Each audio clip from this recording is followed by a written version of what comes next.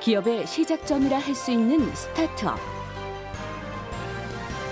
혁신적인 기술과 아이디어를 앞세운 신생 벤처기업으로 고위험, 고성장, 고수익의 가능성을 지닌 IT 기술과 인터넷 기반의 회사를 말합니다. 청년 실업과 일자리 부족 현상이 갈수록 심각해지고 있는 지금. 스타트업이 우리 사회 경제를 이끌어갈 새로운 원동력으로 주목받고 있죠. 일의 생애 주기가 짧아졌잖아요. 항상 뭔가 성장하거나 배우지 않으면 도태되는 시대가 된 거예요. 지금의 사회 변화를 잘 느끼면서 일할 수 있는 곳이 스타트업인 거죠. 제2의 창업붐을 이끌고 있는 스타트업. 하지만 국내 신생 벤처기업들 대부분 5년 이상 생존하기 힘든 것이 현실입니다. 국내 스타트업 기업 중에서 5년 이상 생존하는 기업은 27% 정도밖에 되지 않는데 영국, 프랑스 등 유럽 기업이 40%를 넘는 것에 비하면 굉장히 감소폭이 큰 거죠. 우리나라 경제의 성장 엔진이라 할 수 있는 스타트업은 왜 오래 살아남지 못하는 걸까요? 또 어떻게 하면 수많은 실패의 위험을 딛고 성장의 기반을 탄탄하게 다져갈 수 있는 건지. 스타트업, 그 생존의 조건이 궁금합니다.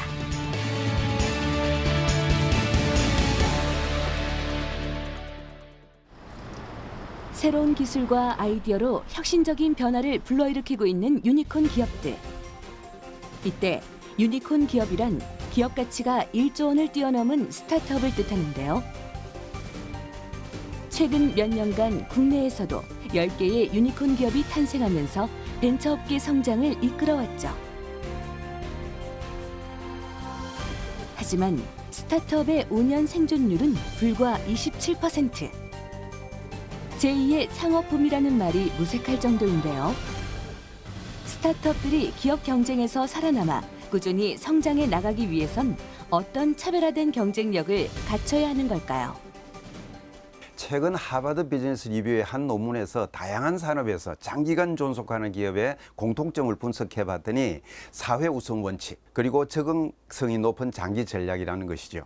즉 소비자의 니즈를 파악함에 있어서 사회적 가치를 중요시하는 소비자의 요구에 맞는 제품과 기술을 개발하는 것이 성공의 전제 조건이 되어가고 있죠.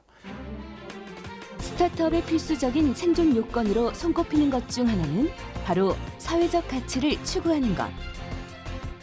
이것은 곧 사회 구성원들 모두가 필요로 하는 서비스를 세상에 선보인다는 것을 뜻하는데요.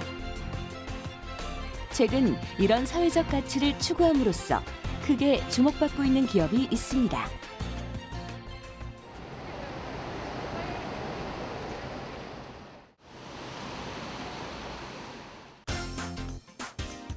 서울 강남구에 자리한 한 스타트업. 이곳은 최근 청년 실업과 일자리 부족 문제를 해결하는 데 있어서 새로운 방향을 제시하며 사람들에게 많은 호응을 얻고 있는데요. 그 중심에 장영화 대표가 있습니다. 5년 전 변호사를 그만두고 스타트업 창업에 나선 장영화 대표. 그녀가 이 스타트업을 통해 세상에 선보인 서비스는 조금 특별합니다. 인재와 스타트업을 연결하는 스타트업이고요.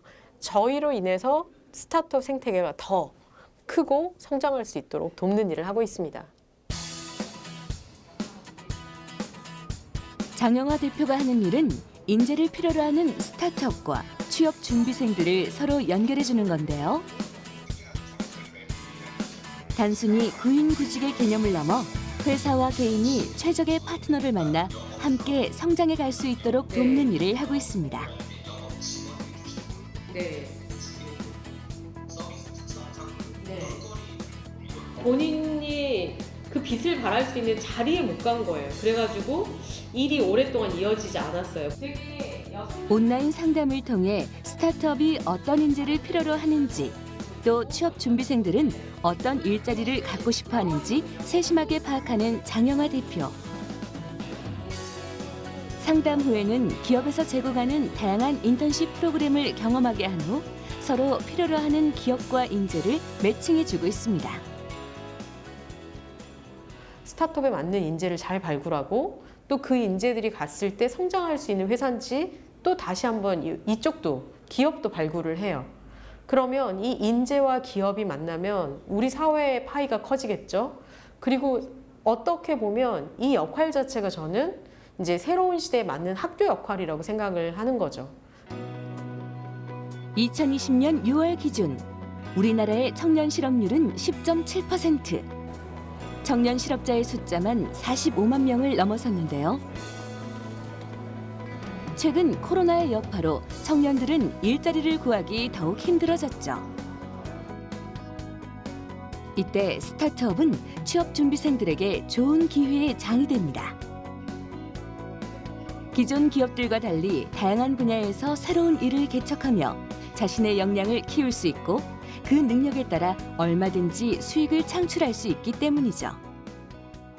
스타트업처럼 없던 걸 새로 만드는 조직들은 네가 학교에서 뭘 배웠는지 그다지 중요하지 않아. 스타트업에서는 학습 능력과 그 다음에 개방적 커뮤니케이션, 그 다음에 끊임없이 Y를 생각하는 사람들이 모여 있거든요. 그리고 그런 기업들이 모여 있는 곳이에요. 자, 이런 사람과 이런 기업이 잘 만날 수 있도록 도우면 궁극적으로 우리는 배우고 일을 찾아가는 과정이 달라지지 않을까? 이런 매칭 서비스를 통해 취업에 성공한 이들은 자신의 일에 얼마나 만족하고 있을까요? 창업 3년 차에 접어든 한 스타트업. 이곳은 고객들에게 더 질 좋은 수면을 제공하기 위해서 메모리폼 매트리스를 판매하고 있는 곳인데요. 최근 이곳에 취업해 고객들에게 제품의 가치를 알리는 스토리텔러로 활약하고 있는 한 사람, 바로 최가희 씨입니다. 사실 가희 씨는 대학에서 성악을 전공했는데요. 성대 결절로 인해 어쩔 수 없이 진로를 변경해야만 했습니다.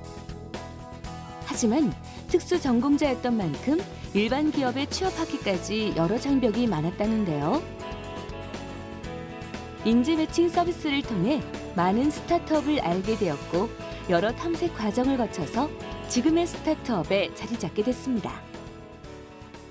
공격적이면서도 자유롭고 좀 자율적으로 일을 할 수 있는 그런 분위기에서 그런 업에서 좀 몸담아서 일을 하고 싶다는 생각을 하고 있었는데, 그런 회사들이 어떤 문화를 지향하고 거기에 들어가기 위해서 어떤 역량이 필요하고 어떤 방식으로 성장하는지에 대해서 교육을 해주는 그런 교육 프로세스가 되게 잘 되어 있었어요. 그냥 단순히 취업을 하기 위한 방법이 아니라 내가 어떤 기업에 들어가서 어떻게 성장을 해야 되고 그 이후에 어떤 커리어 패스는 어떤 식으로 가야 되는지에 대한 그 로드맵을 굉장히 잘 그려주셨었어요. 자신이 어떤 일을 하고 싶은지, 어떤 분야에서 두각을 나타낼 수 있는지를 알게 해주고 그 꿈을 스타트업에서 펼칠 수 있도록 도와주는 일. 이것은 곧 건강한 일자리 생태계를 만들어가는 밑받침이 되고 있는데요. 많은 사람들이 함께 고민하고 있는 청년 일자리 문제에 대한 솔루션을 제공하고 있는 만큼 장영하 대표의 스타트업의 성장 가능성은 높게 점쳐지고 있습니다.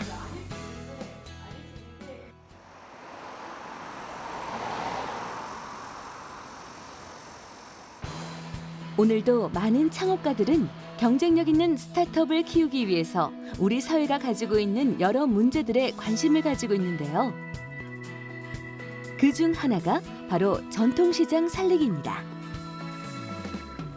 최근 코로나 사태의 여파로 골목 상권이 침체되면서 자영업자들의 한숨이 깊어지고 있기 때문입니다. 전통시장은 서민 경제와 바로 직결된 겁니다. 서민 경쟁은 무너지면 대한민국이 무너지기 때문에 대한민국 경제의 지침돌, 지침이 그런 역할을 하기 때문에 발전이 필요합니다.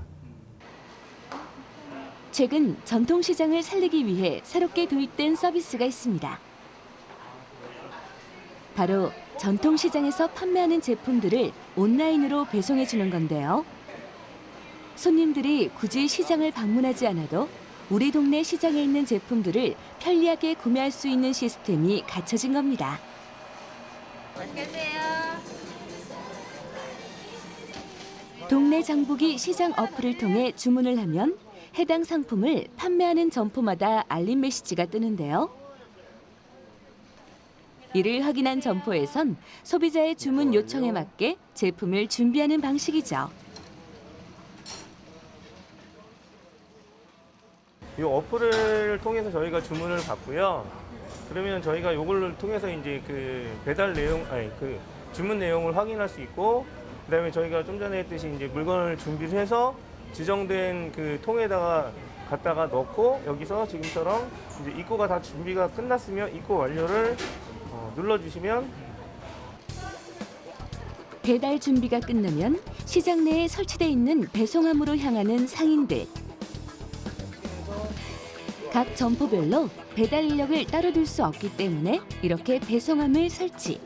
소비자가 주문한 물건을 하나로 모아 배송하고 있습니다. 화곡 본동시장의 경우 서울 전 지역은 물론 경기도 고양시까지 2시간 이내 배달이 가능해졌는데요.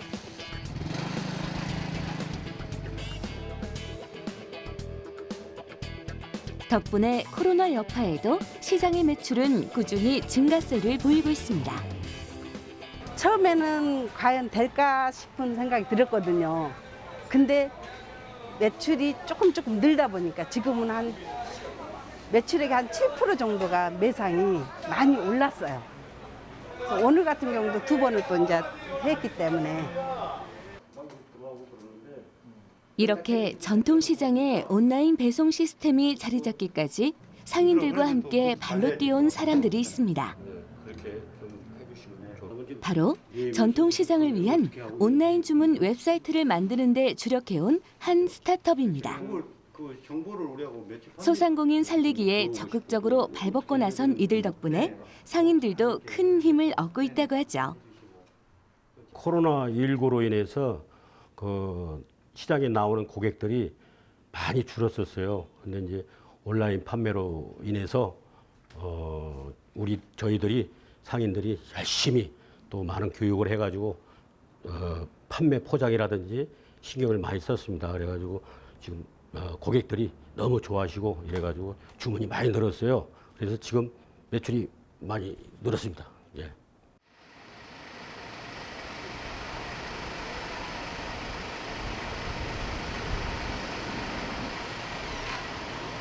서울에 있는 전통시장을 중심으로 동네 장보기 서비스를 안착시켜온 스타트업.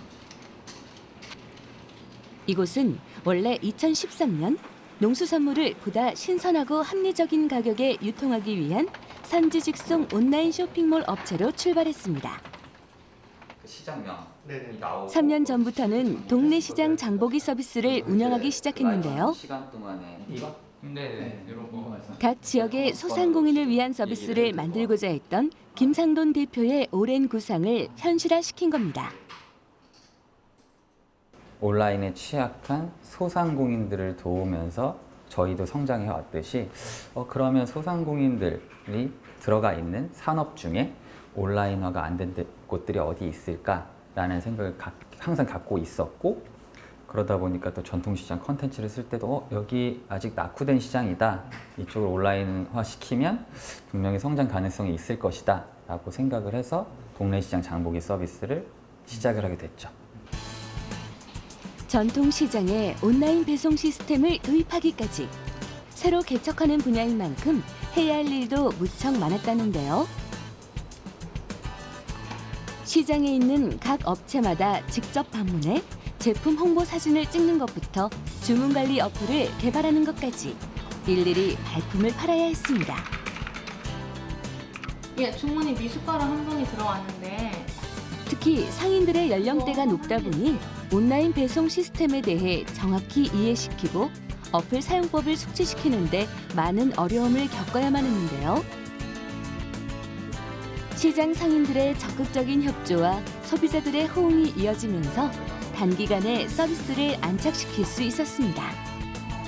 그 결과 현재 동네시장 장보기 상품 수는 1000여 개. 동네시장 장보기 서비스를 이용해본 고객의 숫자만 1만 명을 넘어섰습니다. 저희가 지금 현재까지 27개 시장을 운영을 하고 있는데 전국의 시장이 1000개가 넘어요. 그러면 아직 저희는 약간 걸음마 수준이라고 생각을 하고 있을 때 앞으로 3년 뒤, 5년 뒤 전국에 있는 모든 시장, 1000개 시장이 모두 온라인화가 돼서 전국에 있는 모든 고객들이 온라인으로 장보기를 할 수 있다라고 생각을 해보면 아마 자연스럽게 성장이 있지 않을까 싶습니다. 앞으로 서울 경기 지역뿐 아니라 전국에 있는 전통시장 모두에 온라인 배송 시스템을 접목시키는 것이 목표라는 김상돈 대표. 단순히 기업의 이윤이 아닌 소상공인과 지역 경제를 살리기 위해 건강한 온라인 생태계를 만들어가고 있는 건데요. 소상공인과 함께 성장함으로써 소비자들에게 더 편리한 서비스를 제공하는 것이 스타트업의 가장 큰 경쟁력이라는 것을 누구보다 잘 알고 있기 때문입니다. 생태계라는 표현이 그 표현 아래에는 파트너가 있는 거거든요. 그 파트너와 함께 생태계를 만들어 가는 것인데 그러면 결국 그 파트너가 도움이 된다고 생각을 하면 자연스럽게 생태계는 쭉 구축이 될 거고 그 잘 형성된 생태계를 저희가 고객들한테 잘 보여드리면 많은 고객들이 이제 점점 이용을 하시게 되겠죠. 그래서 기본적으로 생태계를 구축을 해놔야 서비스가 작동을 하는 거라고 생각을 하고 있기 때문에 그런 어떤 파트너사와의 그런 관계 그러면서 생태계를 잘 구축을 해야 된다라는 생각을 계속 갖고 있는 거죠. 사회적 가치를 추구하는 스타트업이 늘어나면서 그 역할도 다양해지고 있는데요. 최근에는 불법 촬영 성범죄를 근절하기 위해 직접 나선 곳도 있습니다. 실제로 요즘 많은 사람들이 공공 화장실이나 숙박시설, 심지어 지하철같이 개방된 장소에서도 몰래 카메라의 위험에 노출돼 있는데요. 법무부에서 시행한 한 조사 결과에 따르면 불법 촬영 범죄가 5년간 약 6배 가까이 증가한 것으로 나타났는데요. 몰카범의 재범률 역시 75%에 달하면서 그 심각성이 높아지고 있습니다. 특히 이렇게 불법 촬영된 영상들은 온라인으로 무분별하게 유포될 경우 피해자에게 심각한 상처를 남길 수 있습니다. 언제 또 누가 불법 촬영의 피해를 입을지 모른다는 사회적 불안이 높아지고 있는 지금. 한 스타트업이 스마트폰 하나만 있으면 불법 카메라를 탐지할 수 있는 어플을 개발했는데요. 이를 가능하게 만든 주인공, 바로 손동현 대표입니다. 불법 카메라를 찾기 위해 셀로판지를 많이 의존하셨고 그 외에는 별도의 좀 비싼 비용을 내야 되지만 하드웨어 형태의 불법 카메라 탐지기를 썼었습니다. 근데 그렇게 되면은 별도 소지한다는 어려움과 그리고 또 그 비용도 너무 비싸다는 점이 문제였어요. 그래서 그리고 들고 다니는 게 너무 힘들어서 사실 많은 사람들에게 도움을 줄 수 있을지 잘 어렵다 판단해서 저희가 제일 손쉬운 도구를 AI 기능을 통해서 만들어봤습니다. 몰래카메라 범죄가 기승을 부리게 된 원인 중 하나는 카메라의 크기가 초소형화됐기 때문인데요. 사람들이 이렇게 작은 카메라를 육안으로 확인할 수 있는 방법은 두 가지. 적외선에 반사되는 빛을 보거나 전자기장 센서를 통해 몰카의 신호를 확인하는 겁니다. 하지만 이런 방식으로 몰카를 탐지하려면 많은 비용이 들고 전문 인력이 필요하다는 한계가 있었는데요. 손동호 대표가 이를 극복할 수 있는 기술을 개발한 겁니다. 이 하나의 이미지가 있을 때 되게 조그마한 오브젝트를 어떻게 실시간으로 감지할 수 있냐 이런 문제고요. 이 문제를 저희는 스마트폰이나 각종 카메라가 가지고 있는 렌즈에 접목을 시켰습니다. 카메라마다 무선을 뿜는 데가 있고 전자파가 세지 않은 기기도 있었습니다. 하지만 모든 기기의 공통점은 카메라 렌즈가 있었다는 점이었죠. 작든 크든. 그래서 저희가 카메라 렌즈를 초소형이지만 찾는 기술을 만들었고요. 이 기술을 위해서 저희가 이제 스마트폰에 넣기 위해서 경량화 작업이랑 그다음에 정확도를 높이기 위한 그런 튜닝, 이 작은 거를 특징을 더 잘 살릴 수 있는 그런 라이트한 기법들이 들어가 있습니다. 실제로 손동호 대표가 개발한 스마트폰 앱을 켜서 작동시키면 누구나 쉽게 카메라를 탐지해낼 수 있는데요. 그 원리는 간단합니다. 바로 인공지능을 기반으로 한 딥러닝 기술을 활용한 건데요. 모든 카메라에는 렌즈가 달려있다는 것에 착안. 수많은 렌즈의 데이터를 모아 AI에 학습을 시켜 스스로 카메라를 구별해낼 수 있게 한 것이죠. 해당 앱을 통한 몰카 탐지 기술이 얼마나 정확한지 제작진이 직접 테스트를 해보기로 했는데요. 세 대의 몰래 카메라를 사람들 눈에 잘 띄지 않는 곳에 각각 숨긴 후 손동현 대표에게 이를 찾아보겠습니다. 과연 손 대표는 이 세 대의 카메라 중 몇 대나 찾아낼 수 있을까요? 몰카 탐지 스마트폰 앱을 구동시킨 후 수색에 나선 손 대표. 불법 촬영이 이뤄질 만한 곳마다 스마트폰 카메라로 비춰보는데요. 그때 화면에 표시되는 카메라 모양과 숫자, 몰카가 어떤 위치에 숨겨져 있는지 쉽게 구별할 수 있도록 AR 증강 현실로 보여주는 것이죠.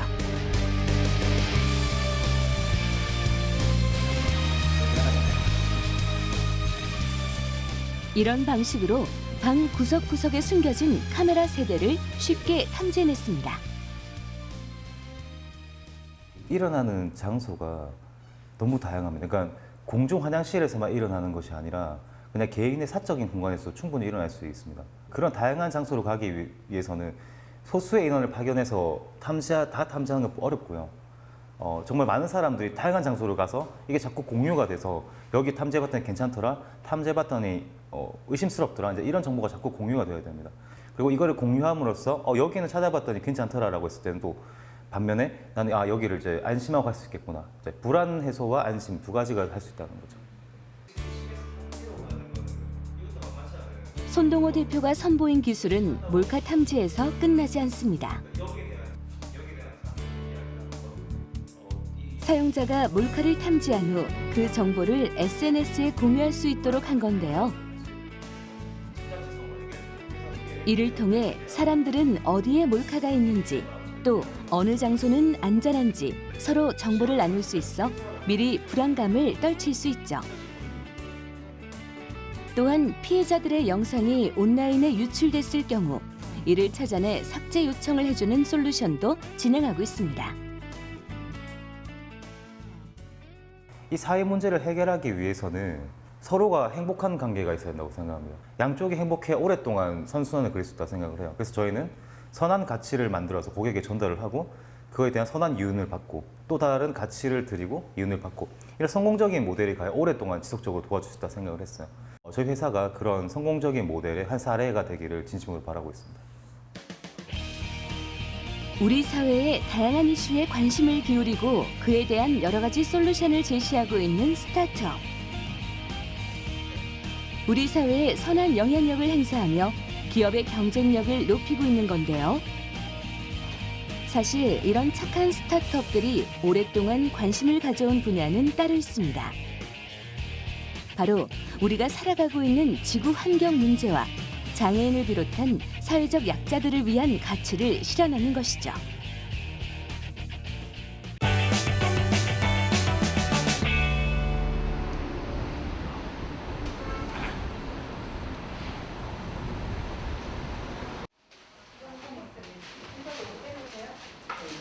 서울 종로에 위치한 한 스타트업. 이곳은 지구 환경 문제를 해결하기 위해 힘을 보태고 있는데요. 창업 이후 3년, 김민양 대표는 친환경이라는 사회적 가치 아래 누구보다 환경 문제에 대해 깊이 고민하며 독자적인 기술을 개발해왔습니다. 요즘 사람들이 그 플라스틱 제품을 굉장히 많이 사용하잖아요. 근데 플라스틱이 썩지 않고 지구의 환경을 해치는 그런 많은 문제들이 발생하고 있는데요. 저희는 이제 플라스틱으로 만들어진 다양한 생활용품들을 종이로 간단한 기술을 이용해서 대체해서 만드는 그런 디자인을 하고 있고요. 그 종이 중에서도 특히 버려진 자원을 재활용해서 만드는 재생지와 비목 재질을 이용해서 디자인을 하고 있습니다.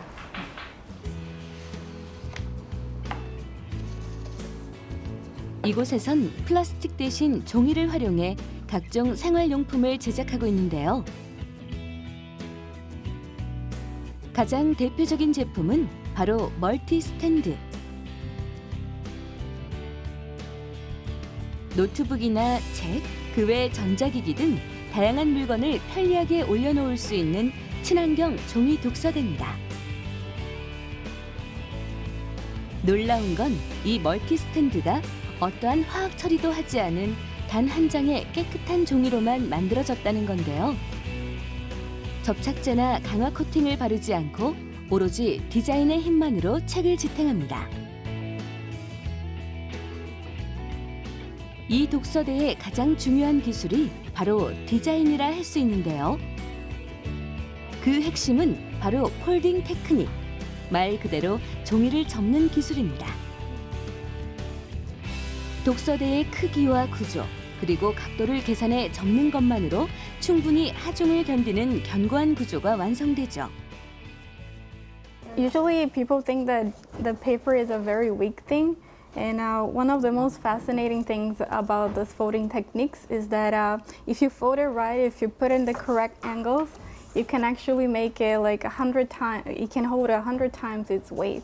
So that's one of the most fascinating things about our products. 얇은 종이 한 장으로 만들어졌지만 멀티 스탠드의 힘은 생각보다 강합니다. 그 무게가 100g이 채 되지 않지만 무려 5kg까지 그 하중을 견딜 수 있는데요. 멀티 스탠드가 친환경 제품으로서 특별한 이유는 따로 있습니다. 바로 제품의 소재가 되는 종이가 버려진 자원을 재사용한 재생지이거나 벌목하지 않고 만든 비목재지라는 것이죠. 맥주 찌꺼기로 만드는 종이도 있고요. 그리고 이렇게 사탕수수 재배를 하고 남은 부산물로 만드는 종이도 있고요. 그리고 종이 중에 재생지는 대부분 사탕수수 부산물이나 코코넛 껍데기, 맥주 찌꺼기, 과일 찌꺼기 등을 원료로 만들어지는데요. 컵홀더나 박스 등 이미 사용됐던 종이를 재사용하기도 합니다. 이러한 소재 덕분에 스탠드를 버려도 완전히 자연으로 분해돼 환경오염의 염려가 없죠. 또한 종이에 화학 처리를 하지 않아 멀티 스탠드를 그대로 펼치면 깨끗한 종이 그대로 재사용할 수 있습니다. 탄생부터 소멸까지 제품의 라이프 사이클 전체가 친환경적인 시스템. 이것이 바로 지구의 환경만을 생각한 지속가능 디자인이라고 할 수 있죠. 디자인이라는 것은 예술과 달라서 대량 생산의 한 축이라고 생각을 해요. 그래서 디자인이라는 것은 대량 생산이 가능하게 디자인을 해야 된다는 것인데, 이런 대량 생산 자체가 저는 우리가 몇백 년 동안 환경 파괴를 하는데 가장 그 주범이었다고 생각을 해요. 그 생활에 필요한 것들 만들기 위해서 많은 자원을 소모했는데 이제는 그렇게 계속 자원을 캐내서 소모하는 게 아니라 우리가 버렸던 그런 자원들을 다시 재활용해서 우리가 필요한 것들을 만들어야지 우리 지구의 환경도 지속 가능하지 않을까 생각을 해서 시작하게 되었습니다. 친환경 스타트업으로 시작했지만 그녀가 고심한 문제는 또 있습니다. 창업을 준비하면서 장애인과 비장애인의 고용 불평등 문제를 눈여겨본 건데요. 이를 해결하기 위해서 김민양 대표는 발달 장애인들을 위한 경제 플랫폼을 구축하고 있습니다. 황계 씨가 한 거? 황계 선생님이 하신 거? 황계 씨는 워낙 잘하니까. 발달장애 청년들이 바라보는 남다른 시각을 예술적 아이디어로 승화해 아티스트로서 경제적 자립을 할 수 있도록 돕는 건데요. 이 플랫폼을 통해 발달장애인들은 한 기업의 구성원이 되어 비장애인과 동등한 판매 수익을 분배받고 있습니다. 환경 문제와 더불어 사회가 갖고 있는 고용 불평등 문제까지 해소하고 있는 셈이죠. 그냥 후원을 받는 게 아니라 자존감을 가지고 내가 돈을 벌고 내가 하고 있는 일이 뭔가 비즈니스에 기여를 하는 그런 점에서 비즈니스가 된다고 생각하고 시작을 했는데요. 아주 잘 되는 건 아니지만 많은 그 성장을 했고요. 최근 2018년 3월 설립을 하면서 3년 동안 굉장히 이제 매년 300~400% 이상의 성장률을 가지고 있고요. 앞으로도 이제 우리 사회의 소외계층이나 환경에 대한 관심이 굉장히 많기 때문에 저희가 하고 있는 사업은 굉장히 미래 전망이 밝다고 생각을 합니다. 환경과 경제 구조 두 분야의 사회 문제를 해결해 나가는데 큰 역할을 하고 있는 스타트업. 그 선한 영향력이야말로 기업이 지속 성장을 해나가는 성공의 조건이 되고 있습니다. 사실 사회적 가치를 책임으로 생각하고 해결해야 될 의무를 지는 기업은 좀 규모가 큰 기업들이라고 해야겠죠. 어떻게 보면은 스타트업 기업은 생존과 성장 그 자체가 사회적 책임이라고 할 수도 있지요. 다만 여기서 강조하고 싶은 것은 생존과 성장에 필요한 중요한 조건이 환경을 포함한 사회적 가치라는 것입니다. 사회적 가치와 관련된 제품과 서비스를 선택하는 것이 가장 중요한 성공 요인이 되어가고 있다는 거지요.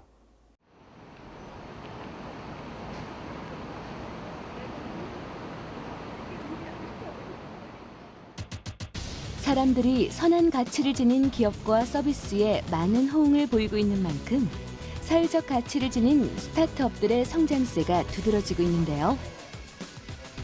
그중 소외계층을 위한 스마트 기술을 통해 글로벌 기업으로 성장한 스타트업을 찾았습니다. 남들과 조금 다르다는 이유로 불편을 감수해야 했던 사회적 약자 장애인. 그들을 위한 IT 기술을 고안해낸 건 김주윤 대표입니다. 그와 기술팀의 합작으로 시각장애인들을 위한 점자 스마트워치를 세상에 내놓은 건데요. 손끝의 촉각으로 시간을 읽는 점자시계. 시간은 물론 날짜, 문자까지 4개의 점자 셀만 있으면 무엇이든 변환해 읽을 수 있어 개발 초기 많은 장애인들의 눈이 되어주었죠. 장애인과 비장애인의 구분 없이 스마트한 혜택을 공평하게 누릴 수 있는 기술. 그는 왜 기업의 사회적 가치를 소외계층을 위한 기술에 집중한 걸까요? 시각장애인분들이나 지체장애인분들이나 또 점자 성경책이나 이런 걸 볼 기회들이 있었었는데 프린팅이 된 점자책 자체가 엄청 큽니다. 크고 비싸고 점자책으로 번역률이 한 2% 이하고 그리고 이런 전자화된 기계 같은 경우는 평균가가 한 500에서 600만 원 정도 하고 있었고요. 그런 것들을 접하면서 계속 충격의 연속이었던 것 같아요. 그래서 그게 가장 큰 이유였던 것 같고 그러면은 나라도 우리 팀이라도 한번 해보자 이렇게 하면서 시작했던 것 같아요. 시각장애인들을 위한 점자책은 생각보다 그리 많지 않습니다. 그마저도 점자로 전환하면 비장애인에게 한 권이면 충분한 분량이 장애인들에게는 몇 배가 되어 돌아옵니다. 그저 책 한 권 읽는 것 자체가 그들에겐 큰 어려움이 될 수밖에 없는데요. 이러한 기존의 문제를 해결하기 위해선 누구도 시도하지 않았던 새로운 대안책이 필요했습니다. 그렇게 개발된 기술이 다름 아닌 촉각 모듈. 숫자와 한글, 영어 등의 문자를 촉각으로 읽을 수 있도록 구현한 점자셀인데요. 단순히 점자를 따라한 수준이 아닌 디테일한 부분 하나하나 시각장애 요소를 고려해 만들었죠. 이제 그거를 읽기 위해서는 일정한 간격이어야 돼요. 요 간격이 2.5mm 정도 됩니다. 2.5mm 정도 돼야 뭐 나이나 뭐 이 손가락의 민감도와 상관없이 두 점으로 인식을 하게 돼요. 점자셀의 기술력과 스마트 디바이스 개발에 매달려 온 지 어느덧 6년. 걸음마 단계의 스타트업으로 시작해 이제는 어엿한 글로벌 기업으로 성장했는데요. 하지만 이들은 디바이스를 만드는 데 그치지 않고 더 큰 세상을 준비하고 있습니다. 촉각 디스플레이의 점자 식별력을 그래픽까지 읽을 수 있도록 구현했는데요.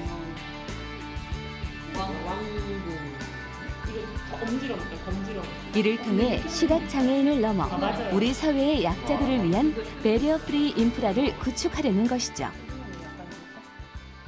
뭐 이런 시계 형태라든지 리더기 형태도 있지만 궁극적으로 지향하는 바는 저희가 인프라에 이 점자셀이 들어가는 거였어요. 굉장히 많은 이 정보의 접근성이 제한받고 있거든요. 어떤 관광이라든지 교육이나 아니면 이제 단순히 그냥 외출을 해가지고 교통수단을 이동하는 이 모든 것에 있어서 이 제약을 어떻게 풀 수 있을까? 저희는 그 부분에 있어서 연구를 하고 있어요.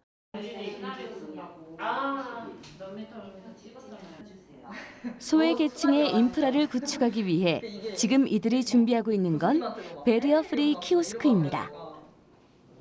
4번 출구도 한번 눌러주세요.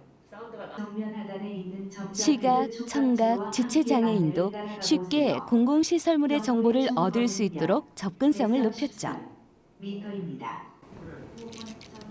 기존엔 장애인들은 안내판의 접근조차 어려웠을 뿐더러 촉지도가 있어도 자유자재로 변경되지 않아 필요한 정보를 모두 얻는 데 한계가 있었습니다. 하지만 20셀의 촉각 패드를 통해 다양한 안내 정보를 모두 담을 수 있게 됐죠. 실제 부산의 한 역에 5대의 배리어 프리 키오스크를 시범 운영 중인데요. 혼자서 이동하는 것조차 쉽지 않았던 이들에게 똑똑한 길 안내자이자 세상을 바라보는 또 다른 눈이 되어주고 있죠. 저희는 이거를 가능한 한 통합할 수 있게 IT가 들어간 키오스크나 표지판이나 디바이스나 이런 형태로 해서 중앙에서 관제할 수 있게 이런 것들을 또 스마트시티 프로젝트를 강력하게 추진하는 도시들의 도시 단위로 공급하는 게 목표입니다. 그래서 기본적으로 저희가 하는 것들이 들어가면 뭐 노인분들이 많이 돌아다니지 못했는데 또 돌아다닐 수 있고 또 돌아다니게 되면 또 직업을 얻을 수 있는 가능성도 많아지고 이런 여러 가지 효과들이 있거든요. 그래서 저희는 그런 것들을 계속 구체화시켜 나가야죠. 시각장애인들이 쉽고 간단하게 문자를 읽을 수 있는 아이디어를 창출하고 사회 곳곳을 가로막은 한계의 벽을 뛰어넘을 수 있도록 기술로 승부하는 것. 스타트업이 오로지 이윤만을 추구하지 않고 약자를 위한 사회 공헌이 실현될 때 그 가치는 우리가 결코 점수 매길 수 없는 사회적, 경제적 기대 효과를 불러오게 될 것입니다.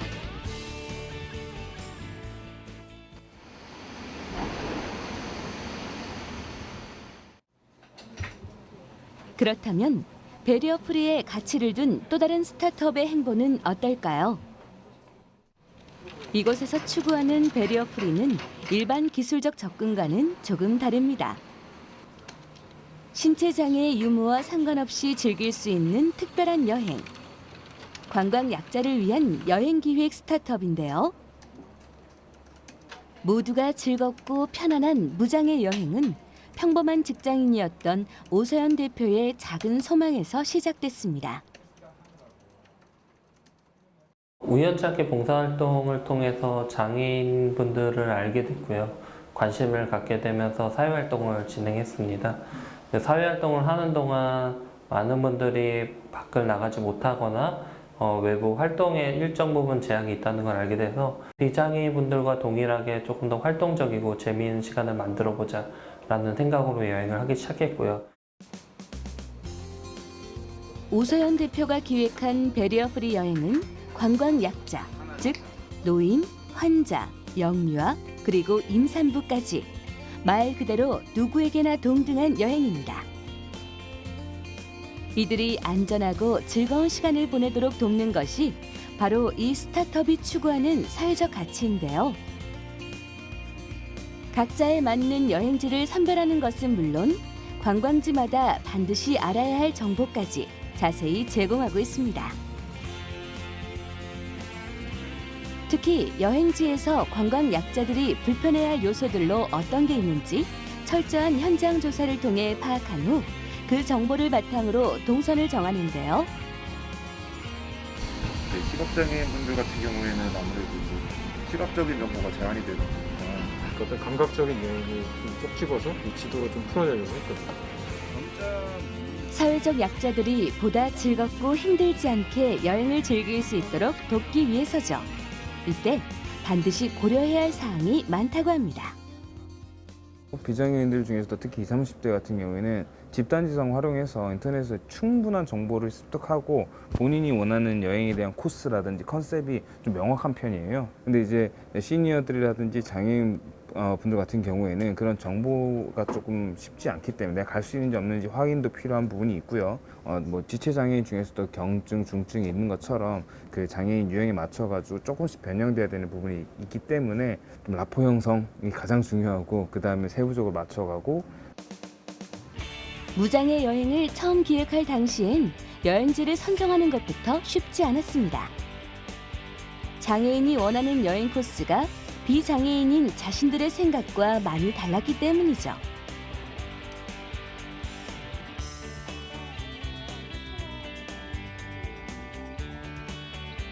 이러한 생각의 차이를 극복하기 위해 건물의 출입부터 숙박, 이동성, 편의시설 등 출발부터 여행을 마치기까지 모든 과정에서 일일이 확인 절차를 거치기 시작했습니다.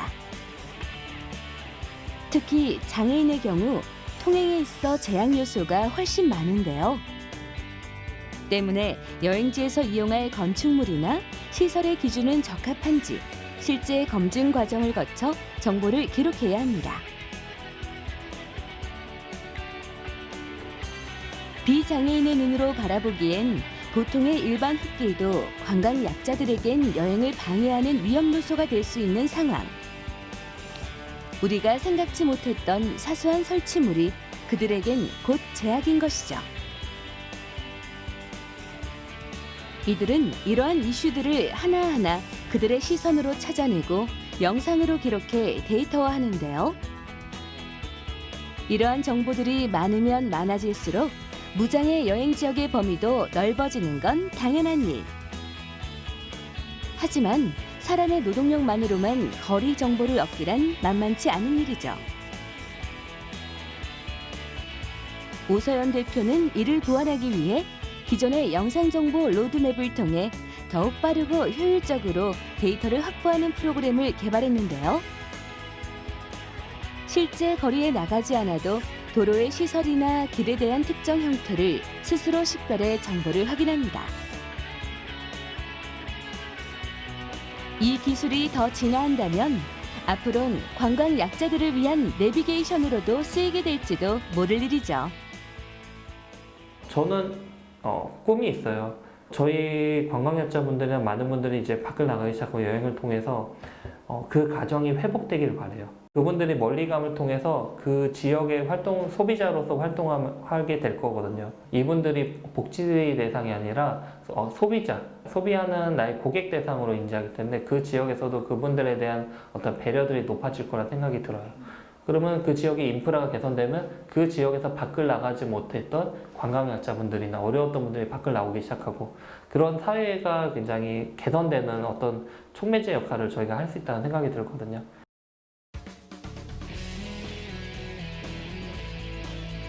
치열한 기업 경쟁을 뚫고 신생 벤처만의 생존 전략이 필수인 시대.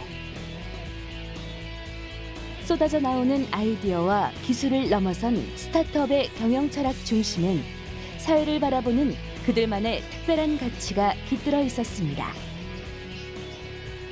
경제 생태계를 구축하고 자연 환경을 지키며 불평등한 세상에 타협하지 않고 더불어 상생하려는 노력. 진정한 사회적 가치는 분명 스타트업이 갖춰야 할 지속 성장의 길에 그들을 성공으로 이끄는 나침반이 되어줄 겁니다.